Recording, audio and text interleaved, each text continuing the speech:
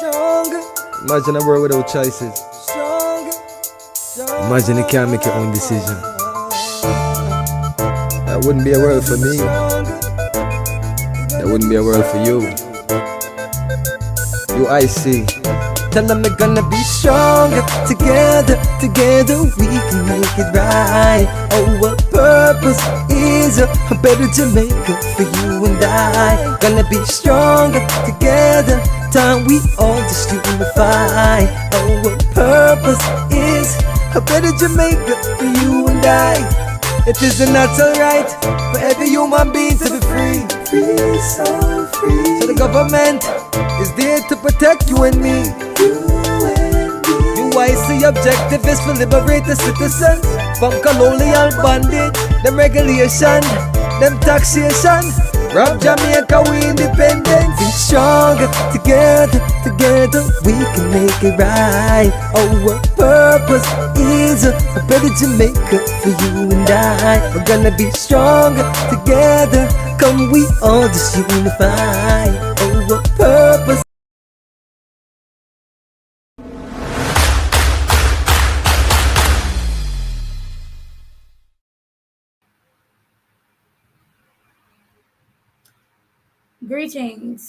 Greetings everyone. Good night. I'm so glad to be here tonight because I want to talk to you about the importance of social capital within our communities, some of the benefits of social capital, and how we can go about building stronger connections using social capital within our communities. Right? So I hope you're excited as I am, so we can both explore some of the ways we can benefit from implementing this. And you don't really have to be a councillor candidate, or you can just be an ordinary member in your community and kickstart this initiative. But before I get into the details of social capital, I want to first introduce myself. My name, for those who don't know me, my name is Carlene Ramirez Acosta, and I'm the councillor candidate for the Edgewater Division. That's in southeastern St. Catherine. I also wear many different hats within the organization.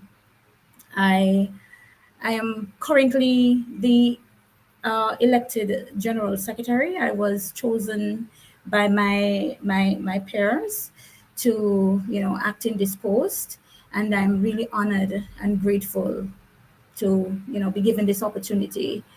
And I promise that I will do the best that I can to make this more efficient, and to get more work done, and to get more effective with our communications, and so many different areas that I plan on touching on, and all of that will come into play as time to come. Right, so I'm gonna talk to you a little bit about myself, give you a little bit about my background. I was born in Kingston. My parents, so I'm the fifth child for my parents, of 10. There are 10 of us. I'm the fifth child. My mother, a dressmaker, and my dad, a bus driver. My dad worked with Jamaica Omnibus Service. That's way back in the 60s. It's been quite some time, so I guess you can judge my age from that. It was the Jamaica Omnibus Service at the time. So I grew up in Portmore. They got a house when I was about 9 or 10 years of age, and we migrated to Portmore.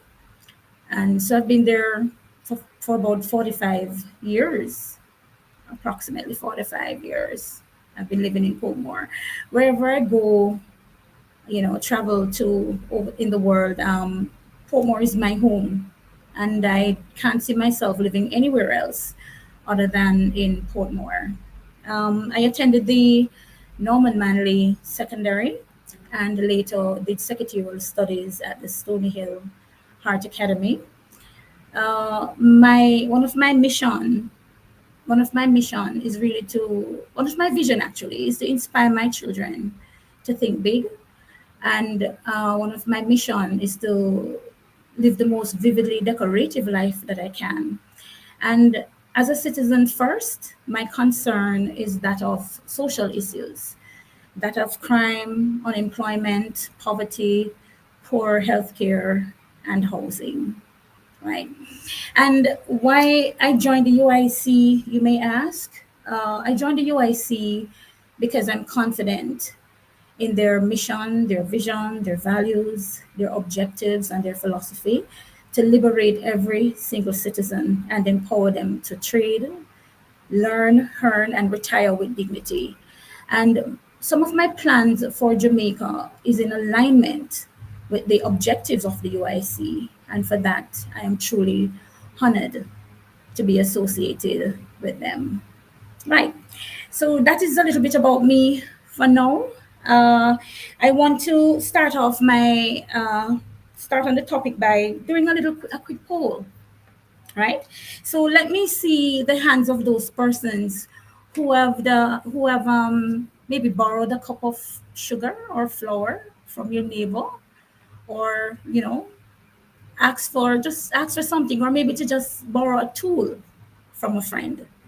Uh, just let me see the hands of those persons who have done something like that. I have maybe in the past borrowed a thing or two. Yeah, I can remember borrowing even an egg. Yes. I think I said to my neighbor some time ago, let me two egg, and when I go back to the market, I'll buy it and let you get it back, that kind of thing. So let me see how many persons. No one has ever borrowed anything from a neighbor.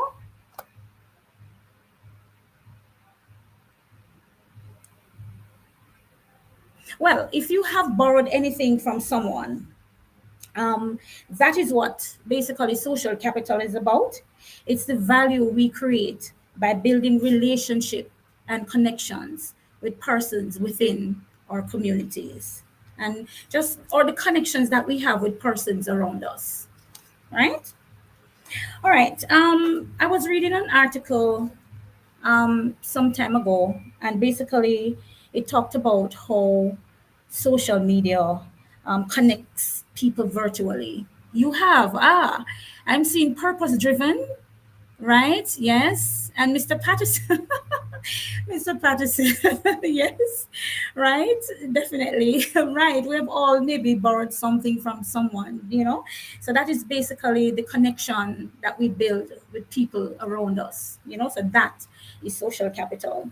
And as I said, I remember reading an article some time ago, and it talked about um, how social media makes it easy for persons to connect virtually, which is true, but harder to connect with persons in real life, but that is a good thing uh, to a point, because for some situations and some cases, you're going to want to deal with persons face to face. You can look the person in the eye. You can actually feel, kind of get a vibe from that person's emotions and so on when you're having a conversation. So while social media and the new technology is good, we have to find time to connect with people in real time. Real life situations requires that, so social media serves its purpose, but in some situations it really doesn't help, you know right. So we need to spend a little more time connecting with people around us.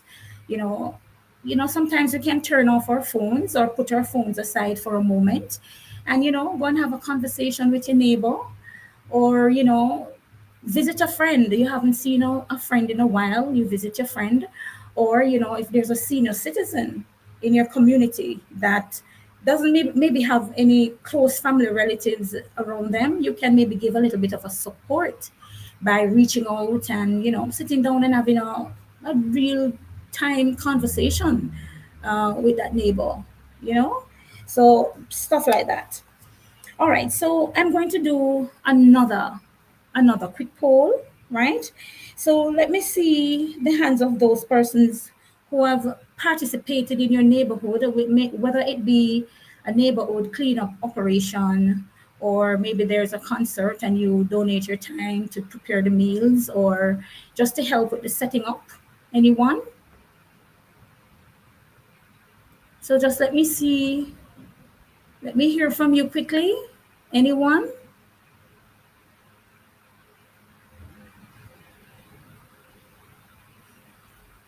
Well, if you have done anything like that, basically that is a perfect example of social capital in action, right? So it's people coming together to create a positive change. Oh yes, I see it's coming in now, right? So it's people coming together, you know, to create a positive change in your community.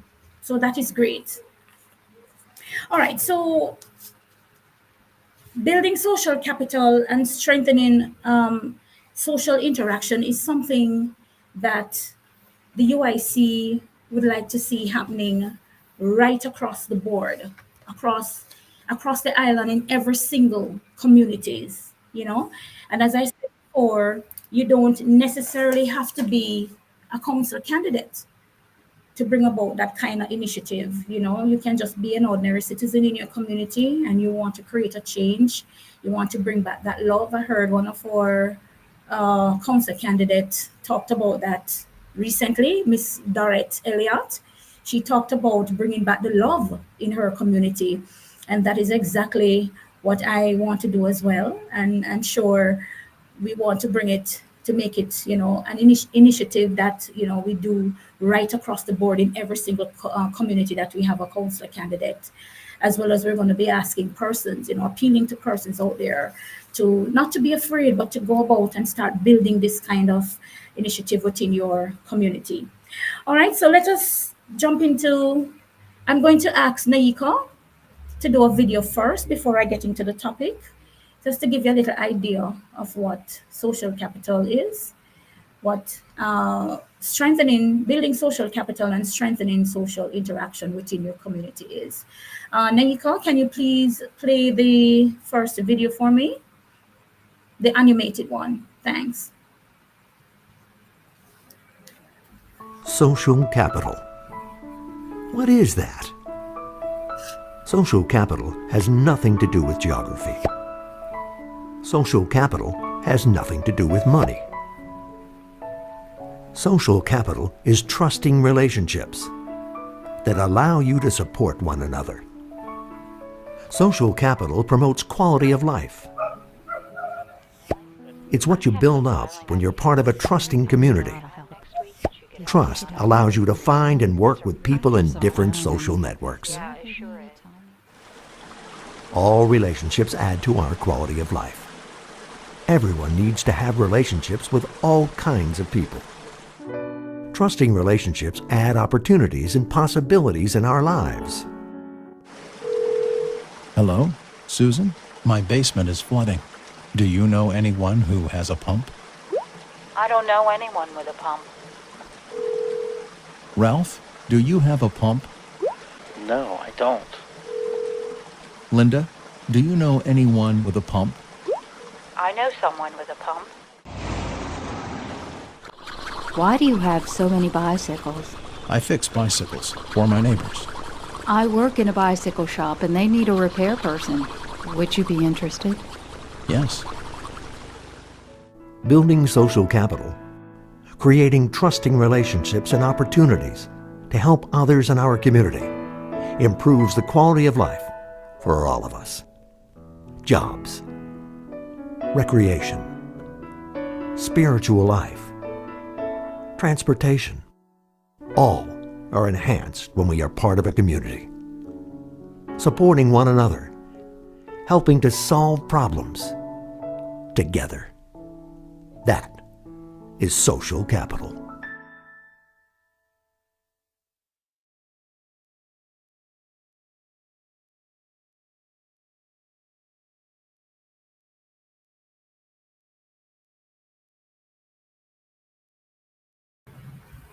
Hello, is it? Whoa, hold a minute. Say my mic.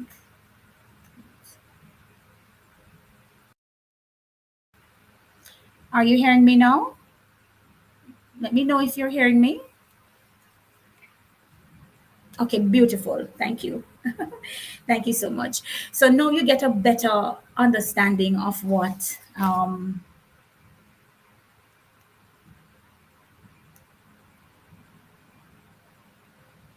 right. Now you get a better understanding of what building social capital is and how we go about strengthening social interaction within the community, right? So building social capital and strengthening social interaction in the community is one of my priorities that I plan on bringing about when I'm elected as council candidate.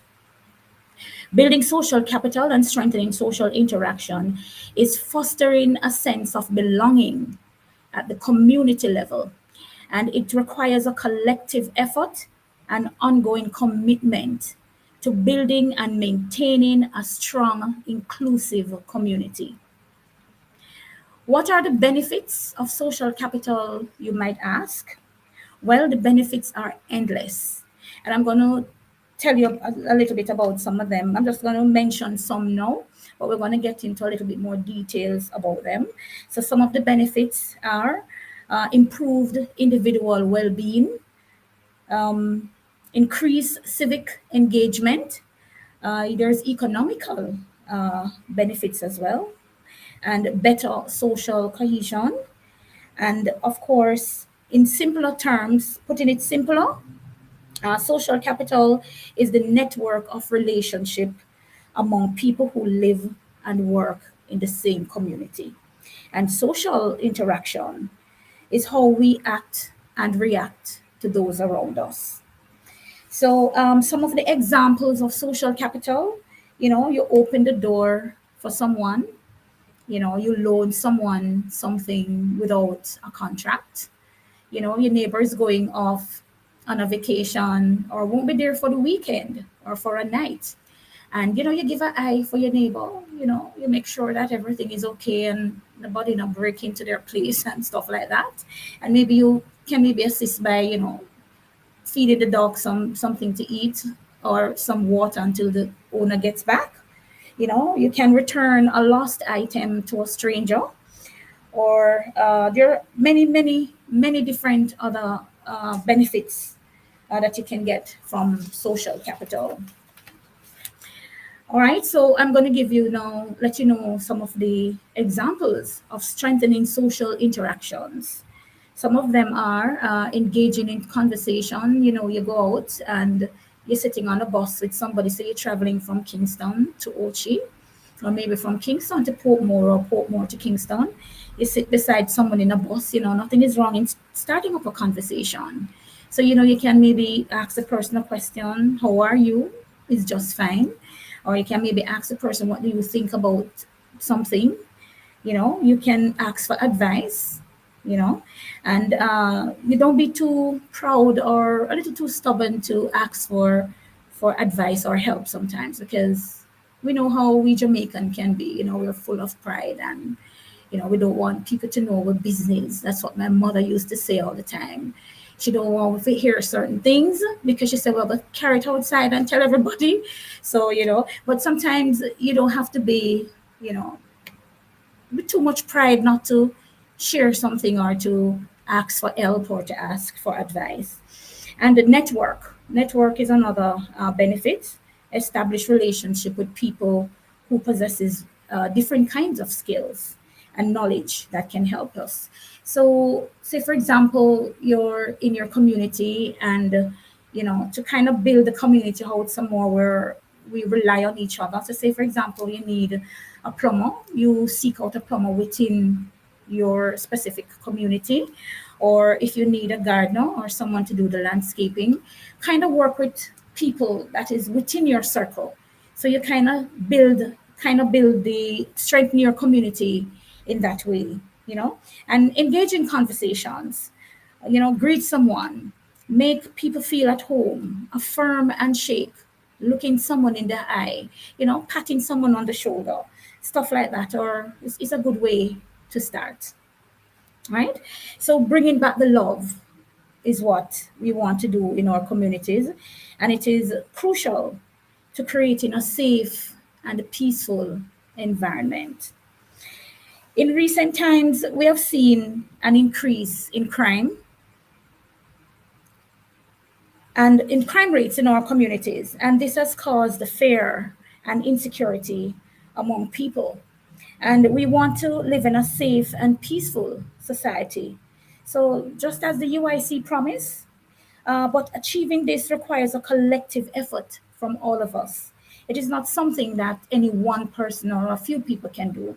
It's a collective effort, and we all need to be working in tandem with each other, you know?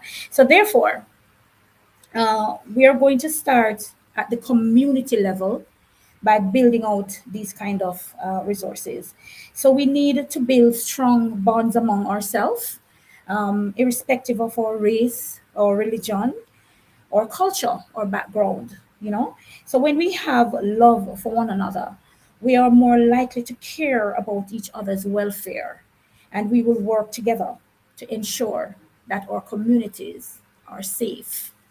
So, do we have any questions from anyone in relation to what we've just talked about? Any questions in relation to that? Any ideas that can help to build a stronger network within our communities amongst ourselves?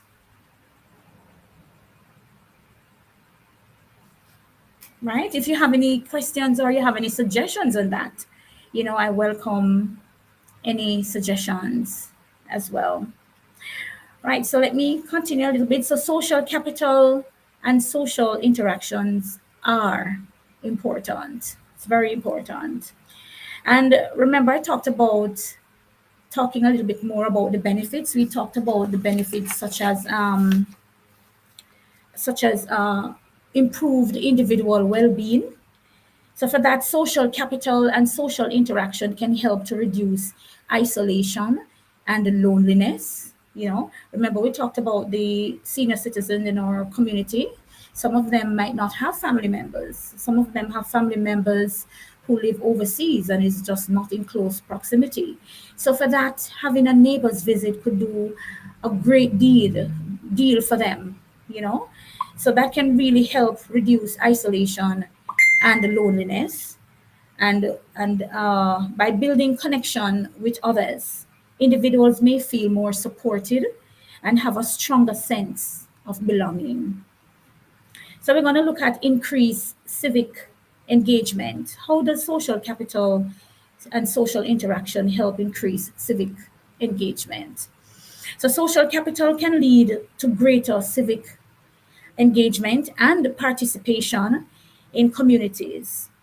They may be more likely to get involved in projects or initiatives that benefits the community as a whole. So some of the economic benefits that we can get from building social capital is that it builds social networks and trust amongst members of a community, and can make it easier to access resources and information, as well as to find employment or to start a business.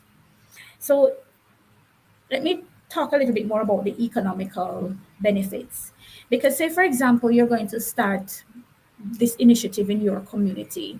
You will start, by maybe simple by printing some flyers to invite your neighbors to a community meeting where you will, talk about the issues that are affecting the communities and some of the concerns that the citizens may have that you can discuss at the meetings, as well as from this meeting, you'll be pulling together a list of data, so you will know like who is a gardener, who is a community plumber, who is a community painter, or who is a mason. So you'll pull from that kind of resources within the community by building out, and helping those persons who might not even have a job, but they have the skills of becoming of a plumber and can easily, fit in and do, community projects and help a neighbor take care of some of their plumbing needs and so on, and kind of earn from it as well. Better social cohesion. When people have strong social connections and trust each other, it can lead to greater social cohesion. This can help to reduce conflicts and promote cooperation, which can benefit the community as a whole. So, overall, social capital and social interaction in a community can have a range of benefits that can improve individual collective well-being and promote economic growth and enhance social cohesion. Naika, if you're on with me, let me hear if anyone is asking any question that I might be missing. Right? Okay. Thank you. Right, so building social capital and strengthening social interaction in the community, you might be wondering how can you go about achieving this? And one of the first thing you need to do in order to achieve this is by identifying the interests of the community. And as I said, if you're going to bring about this initiative, you'll first have to reach out to your community members to kind of get a feedback from them. You know, what are some of the interests? Conduct a needs assessment to identify the needs and the interests of the community. You can do community surveys. And after you've done the surveys, it will actually gives you a database of who is who and who is capable of doing focus on focus group discussions and also having regular community meetings, access to quality healthcare, education, training, infrastructure development, etc. Some of these things, are some of the great benefits of implementing this kind of thing in your community. All right, so organizing community events is another way of you to achieve this. You can do community festival, you can do a picnic or a cake sale. You can maybe put on a sports tournament, like a domino tournament, a football tournament, or anything that can bring people together. These events provides an opportunity for residents to interact and socialize with each other, thereby building social capital and strengthening social interaction within the community. Another way you can achieve this is by establishing community groups. Encourage the formation of community groups, such as a youth club, a women's group. It could be a group where a set of young persons go out and help senior citizens, whether they're going to be helping them to do a little cleaning or a little laundry, or maybe to do their hair, or to maybe do a little grocery shopping for them, or setting up a neighborhood association is always a good way to go as well. Right. So is there any question in relation to this topic so far? Anyone has any questions?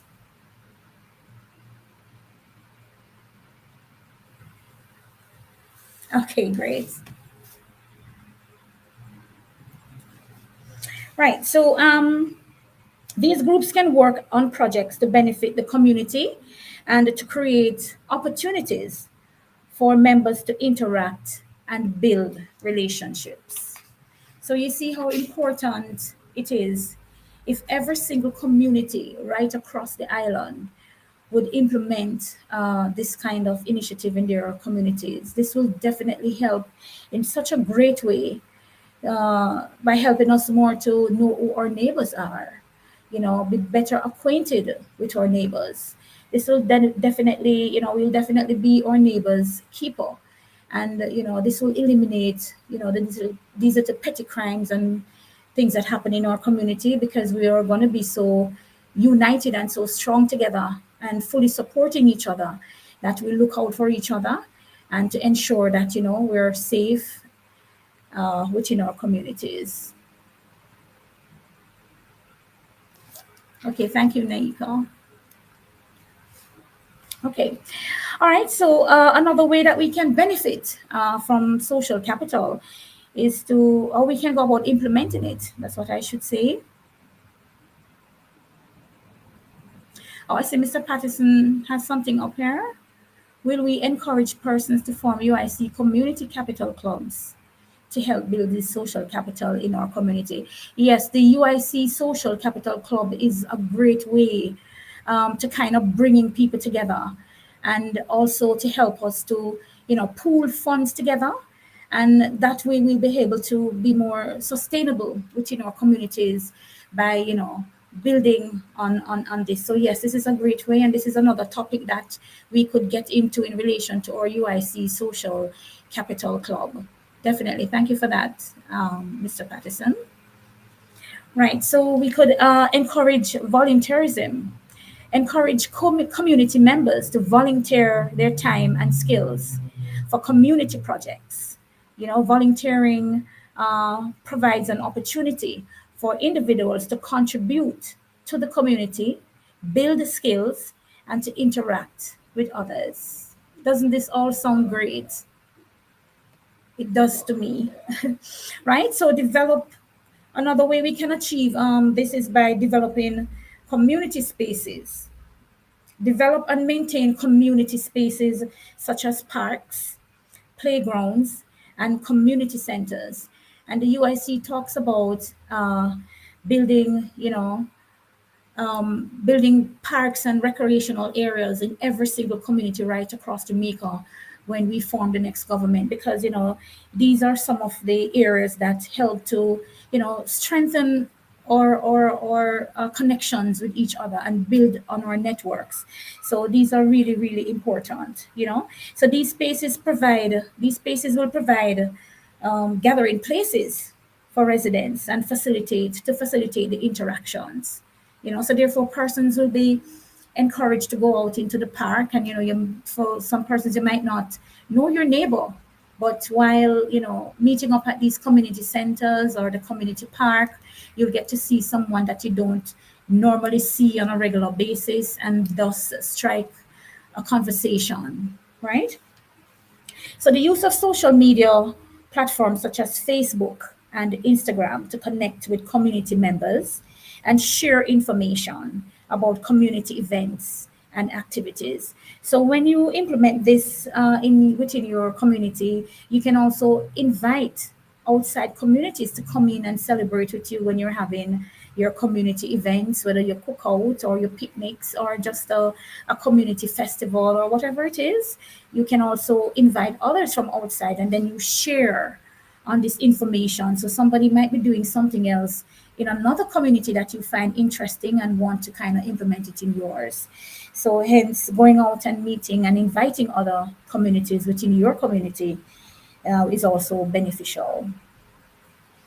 Another way to achieve this is by promoting cultural activities, encouraging and promotion of cultural activities such as music, dance, and storytelling. These activities bring people together and to celebrate the community's cultural heritage, especially for those communities that are in some areas where you have heritage sites and some of those monumental places.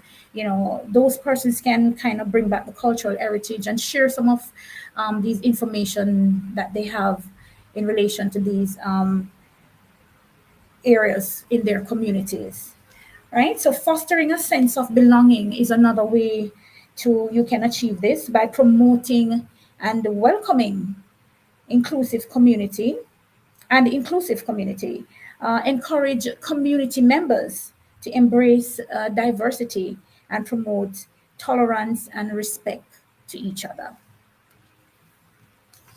So any questions for me?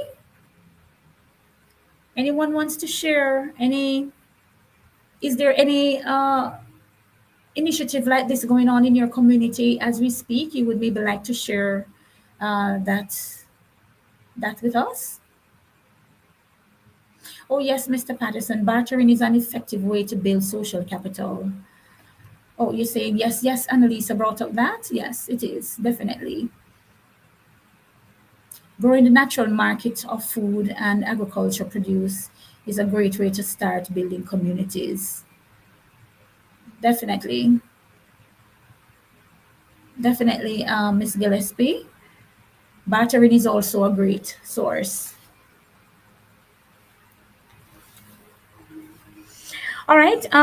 So here are some survey questions that you can utilize when putting together your um, community initiative.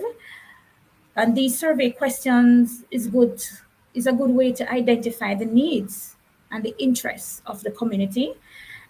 Some of the questions you can ask are: what are the most pressing issues affecting the community right now? Right? And I see Mr. Patterson saying something here. The UIC Community Capital Club. The UIC Community Capital Club is community based, allowing everyone in a community to come together to learn, earn, and share while bonding into a strong collective. Uh, what is your take on this? Definitely, because as I said, if it is that you have these kind of initiative in each community, it's a great way to share, and it's a great way to get information. It's a great way for you to know who your neighbors are, what are some of their skills, how you can utilize some of these skills that your neighbors have to, benefit yourself or to benefit the community on a whole. So this is something that we'll definitely be implementing in the communities as well, or UIC Capital Club, definitely. All right. So some of the questions that you can ask while doing your survey is: what are the most pressing issues that is affecting the community right now? What services and resources does the community need but currently lacks? Um, and what types of events or activities would the community be interested in attending or participating in? What are the biggest challenges facing the community? And what are the community's strengths and assets? And you can also find out what are the demographics of the community, you know, example, age, gender, ethnicity, ethnicity, sorry.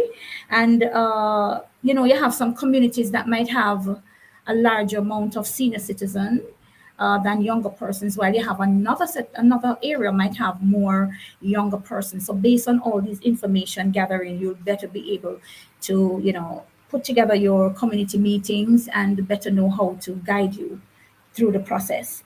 And some other questions you can ask: what are the community's goals and aspirations? What are the community's priorities?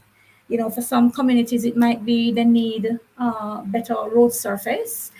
For some, it might be a situation where they need proper street lighting, and maybe the garbage is not being collected on a timely basis, or it might just simply be that enough opportunities are not there for young people. Too many young people are there and not with work, and as such, as they would say, the devil find work for idle hands. We have to get these young people into these community meetings and see how best you can maybe a neighbor has a job that they might be able to do, or something along that line.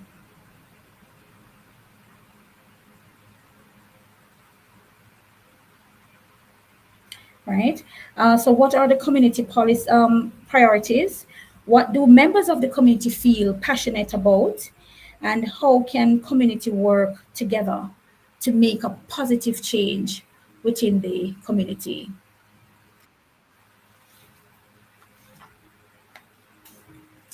All right. So let me see.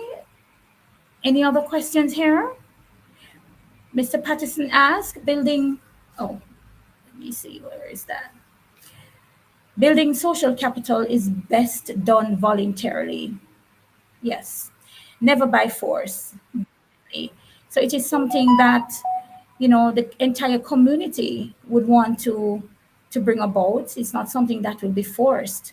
So, hence, you would do the community survey first, to get a better idea of what is required, what is it that persons are asking for, what are their needs, what are their priorities within the communities, and stuff like that. So it is not something that is done by force. So you're correct, Mr. Patterson. It is something that persons have to willingly want to implement within their communities and work together as a collective effort, right, to building on this initiative.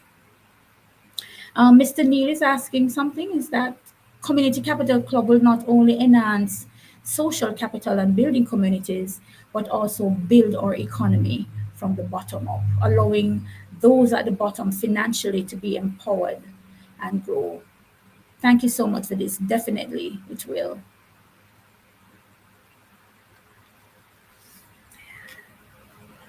Right, and some of the plans I have for my division, it's along these lines, because once elected, I intend on addressing the concerns of the citizens first by addressing that of crime, unemployment, poverty, poor healthcare, and poor housing from a community standpoint. So we can definitely, as I said, if it is that I'm able to employ someone from within my community, it is done from that level. And in terms of addressing the matters and the issues of crime from a community standpoint, that is where we will now become our neighbor's keeper. So we look out for each other.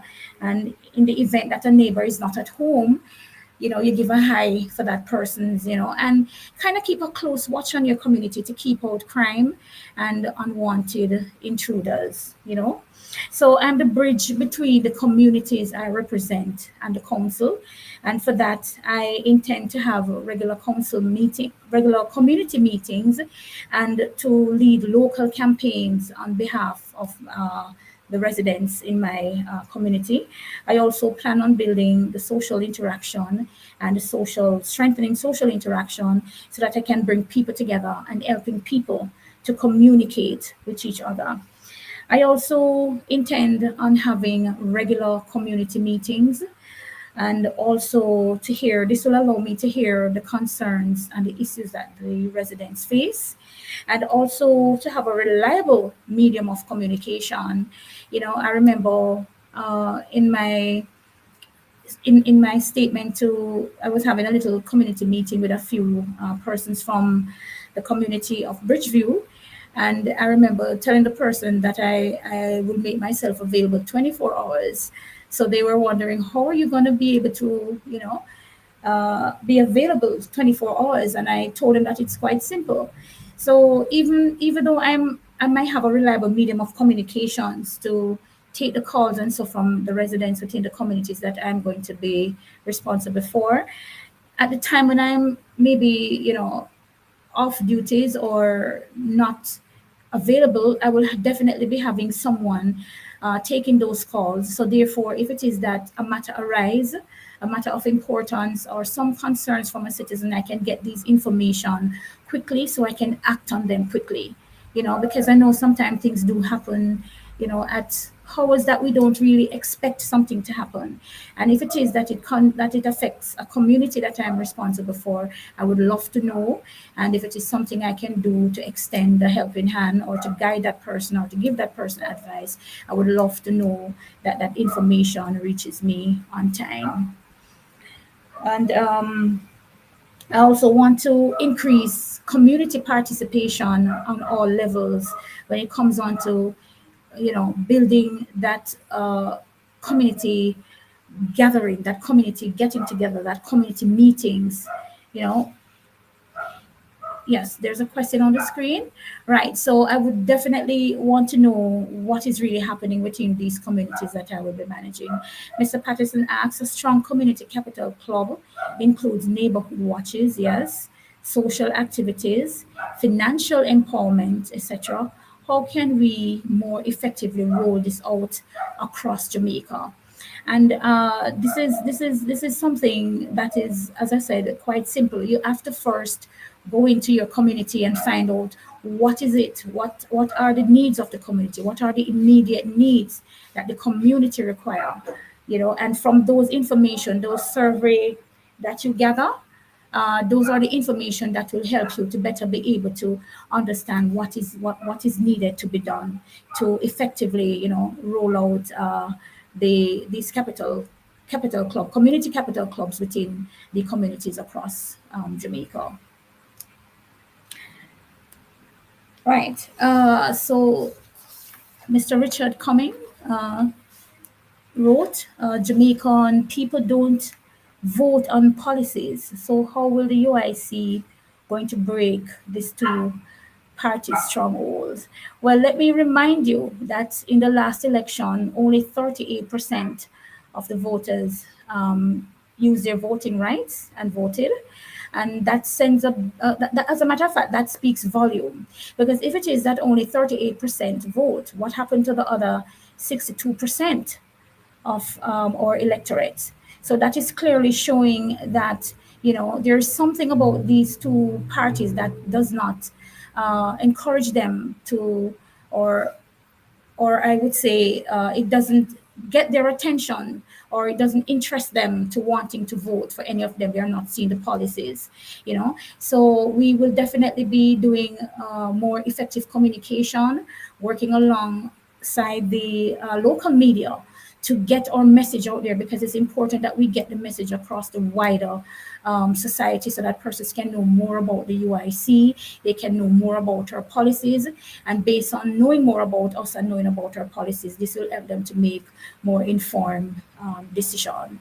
So yes, we intend to really get the message out there so that people can really understand what is it we're offering, what are our policies, what are the guidelines that we are guided by, and what is in our manifesto, and so on. Right. Right, so is there any more questions here from anyone? Can you do a community fundraiser? Yes, that is definitely possible, Miss Gillespie. Persons can do like community fundraisers within, if it is that they're going to build on this initiative within their communities, they can also, collect donations after their meetings, and with those funds, they can use it to aid persons that are having difficulties within the communities. And say, for example, there is a mother that is having difficulty sending her kids to school. These monies raised from these fundraising events that is held in the communities can use to, help those causes, and, just about anything. And as I said, if it is that we pull together as a team and as a unit within the community, we can definitely help each other and make each other's life much better.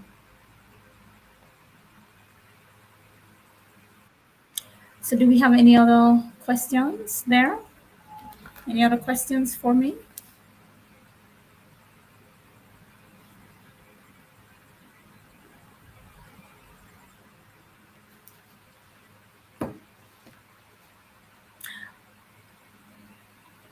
All right, so we're going to go now to another video, right? And to give us a little bit more understanding of social capital, what social capital is, and how we can go about strengthening social interactions within the community. Go right ahead, please. What is social capital? The asset that people possess as a result of the social relations that they develop and maintain is their social capital. The term refers to the resources available to people and other entities because of their networks. Do not confuse social capital with social currency. Their meanings are quite different. Social currency is the economic value of each customer's or other entity's relationship, both online and offline. Social capital includes the network of relationships between people and also groups and other entities. The term is commonly used in anthropology, sociology, and economics.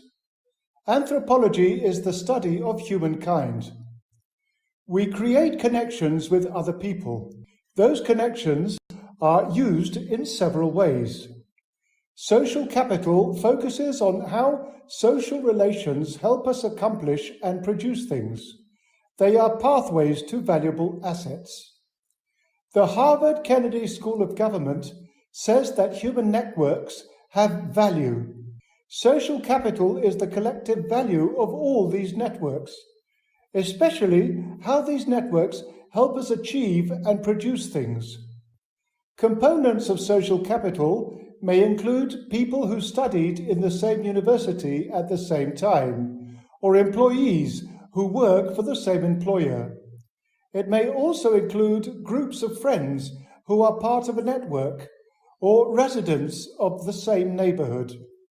Vision of Earth says, a company that is well regarded by the populace would have more social capital than a company that is poorly regarded, all else being equal.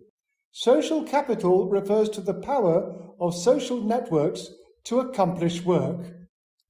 Social capital is more than just having social networks and connections. It is exhibited in people who have a strong sense of mutual trust or reciprocity in the social networks. When you go on vacation, your neighbors informally keep an eye on your home. This is an example of social capital in action. Another example is the way Freemasons help each other progress in their careers or thrive in their businesses.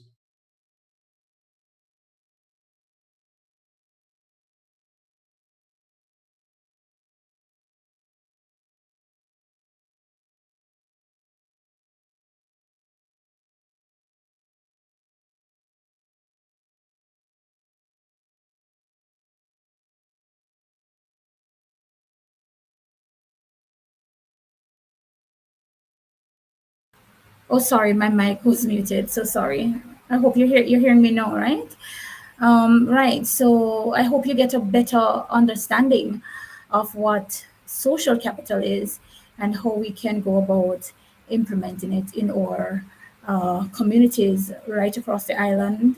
And as I said, you don't have to be a council candidate or actively involved in politics to implement this. You can go about and take it up on your own and pull a few of your neighbors together and start doing the survey first, find out what is the immediate needs of the community, and then you can all discuss on how you can go about whether you're going to be doing fundraising events as Miss Gillespie had suggested, and have regular community meetings to come to a collective decision, and that decision now is what you will take to your representative, and working along with your representative in having those issues or concerns resolved within the communities. All right. Any more questions? So it's a lot of information, in really doing your research. You can take some time and properly do your research and put together your information properly so that you fully understand what is it you're doing and how you go about implementing it. And while at these meetings, you can actually elect your president, you can elect your general secretary for your community, your treasurer, and build that kind of strong support base.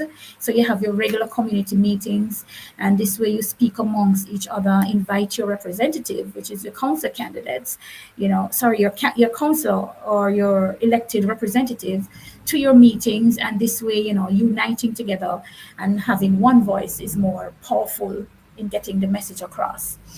Ricardo Cunningham asks, crime is the biggest issue in Jamaica. What is the plan of the party to stem this monster?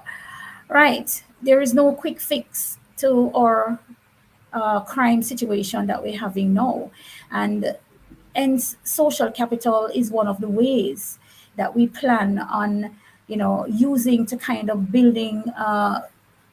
gathering this awareness amongst ourselves to know that, Crime is evident and it is everywhere, and we have to start from a community level to eradicate this monster, as you call it.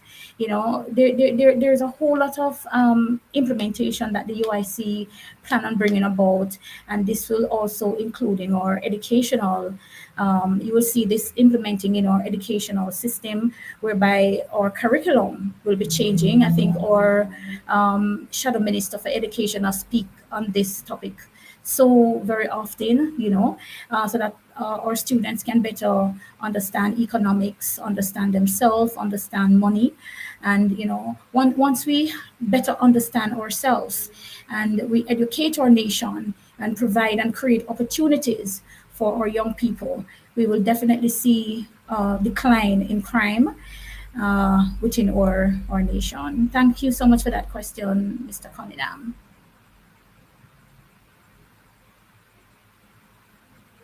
What are your plans? Mr. Sean Campbell asked, what's your plan to get the UIC message out to the Jamaican people to garner more support and just general awareness? Well, effective communication is critical. Yes. So what we plan on doing is, getting the message out there as often we can on every single social media platform. We plan on building a relationship with all media houses so that we can get our message out there, and there's so many other areas that we plan on working on to get our message out there. We're relying on each and every one of you. So this is not just a UIC matter. It's a matter for all of us. Jamaica is our country. This is where we live. And it doesn't matter wherever you go in the world, you always want to come back home, come back to your yard. You get what I'm saying? So therefore, it is important that each and every one of us share the message, spread the message. You tell it to your neighbors, your friends. Even if you're in the supermarket doing your shopping and someone else is beside you, you can print a few flyers and you take it along with you and you talk to people, share the information. And that is the area that we plan on focusing on most. We have just created a PR team that is so well needed. And that PR team is going to work alongside the GenSec and our members as well to help get these messages out and all this information about the movement, our policies, and how we plan on changing Jamaica.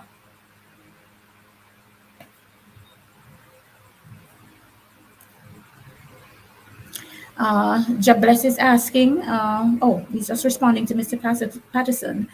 We need physical republicanism, decentralized government along with direct democracy to give the communities power, a bottom-up approach in government. Definitely, Mr. Jabless. Any other questions, any other suggestions that can, help us to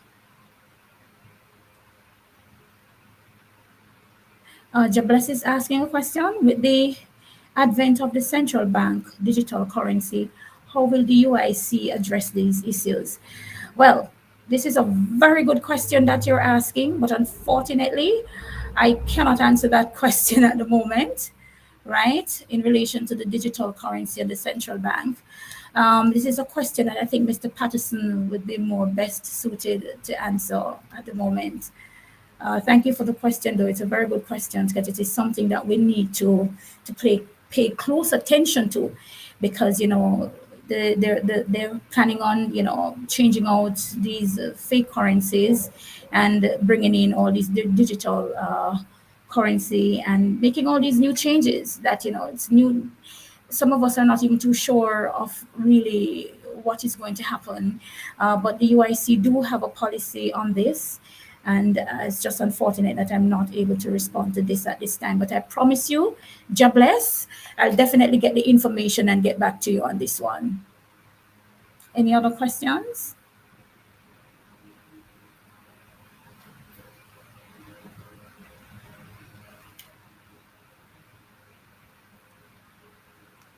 All right. With that said, it is a work in progress for me.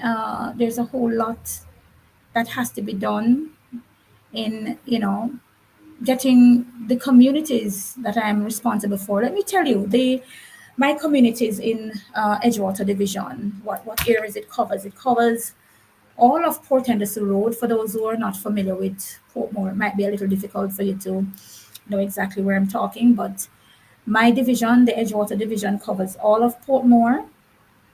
You have another scheme, it's called Bayfront. That's where the abandoned hotel was. It's now all fixed up nicely. And there's a lot of little apartments that they're on sale as well as they're rented. So that community is now called Bayfront. And there is Amada Court and Amada Way. And we have West Bay, all of Bayside. Then you have Edgewater, Bridgeview, Passage Fort, Portsmouth, another commercial community. These are commercial communities. You have Portmore Mall and you have Portmore Town Center, and then you have Jam World. And there's a little fishing village that they call Pigeon Shoot. Yes, I've not gotten the chance. As a matter of fact, I didn't even know that was within my division. So I found that out recently, and I plan on doing a walkthrough in Pigeon Shoot. It's a little fishing village, as I said, and I plan on going in there and meeting the residents. So I know most of the communities that I represent are like middle income earners. They're all working class professionals, and they have some very strong questions for me as to what is the difference that our party is bringing to the table. So it's a dialogue that is ongoing, and it's a large area to cover, and I'm doing my best to reach to everywhere. Because of my other responsibilities, the other hats that I wear in the party, it doesn't afford me much time to go into my community, but I will definitely be finding some time to do so in the near future. Mr. Patterson asks, the UIC is opposed to any kind of forced socialism or communism, but rather encourages voluntary cooperation to build our human and financial capital for a safer, cleaner, and more orderly society. Thank you for that, Mr. Patterson. So I have a song that I want to play. It's something that I listen to from time to time. It's kind of reminds us of what is happening, and I must say that we do not own the rights to this content or to this song or to the video. So if there's no more questions for me, I'm going to leave it here for now. But I assure you that I will be back. I am not the best on public speaking. I didn't want to mention that, so I don't know, but it came up. So seeing as it is, oh, okay. Thank you for that, Naika. So let us go right into the song, and then I'll come and do my closing. All right. Thank you.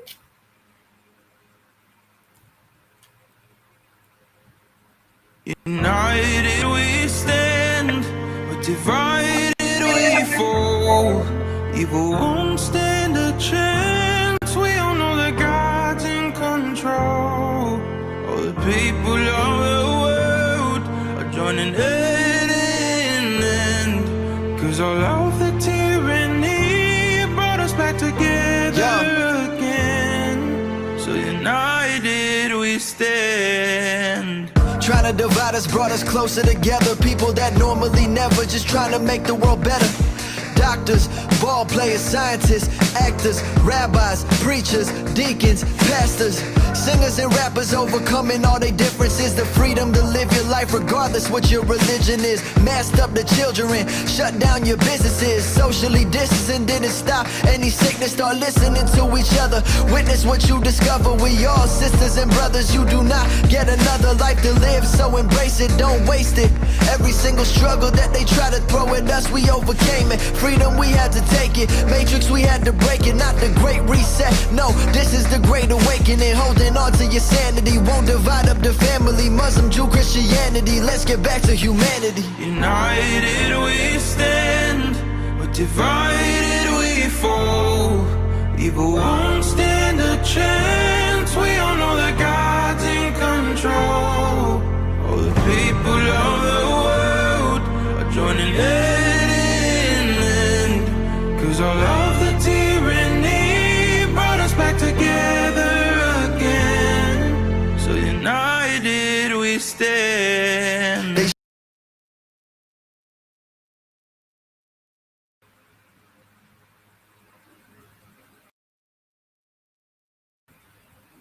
Okay, thank you. That's when you get a chance, you can take a listen to that. Are you here? I'm not muted, right? Okay, right. It's a very inspirational song.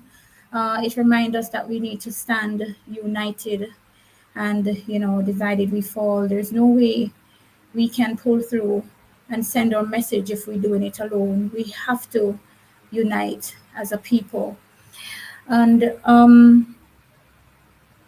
love that song, Norman Smith. Yes, it's a beautiful song. It reminds us that we need to unite, and we have to pull together if we're going to be making this well-needed change. I see someone asking here, who is the MP for Western Westmoreland? I don't have my list in front of me. Could you please reach out to me? Because as most of you may know, I'm also the recruiting director. Reach out to me and I can check and let you have that answer. Right. Thank you for that question. Right, so we're going to leave it here for now, and I'm going to make an appeal to every one of you that is out there. I know for some persons that are living in the diaspora, you do have families and friends back home. So it's important that you reach out to all your friends, all your connections that you have back home. We need to find member of parliament candidates for every constituency, 63 constituencies. We need to find 228 council candidates with good credentials to fill all the divisions right across the island. That a snap election can be called at any time. So we're not going to sit around and wait and saying, we have another year or two before elections. As you quint, the year passes by. Because if you look now, we're about to go into April and the year just started. So time is really moving fast, and we need all hands on deck. We need everyone to reach out to someone. If you're out there and you meet someone that you think might be a good candidate, you can bring about the information about the UIC to this person, or you can pass the person on over to us here, myself or any one of the other NEC executives or Mr. Patterson, and we'll definitely do our part and bring them on board as well.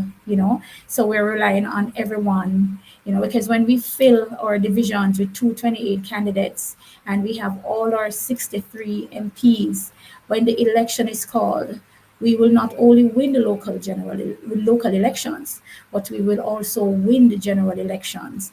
And together, the people of Jamaica and the UIC will change Jamaica, and in extent, change the way the world sees us.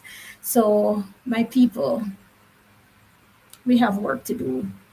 We have a lot of work to do, and we can't do it alone. As I said before, we need all hands on deck. So, go out there and talk to people, spread the word about the UIC, spread the message, because we're relying on everyone to play their part. I want to thank you so much for having me tonight. This is my first time being on the live. Oh, this is my second time. I think I did an interview some time ago with Mr. Patterson, right? This is my second time. And I think I need to do this a little more often so I can get pretty much comfortable, in the art of public speaking. Yes. So all the best, my fellow councillor candidates.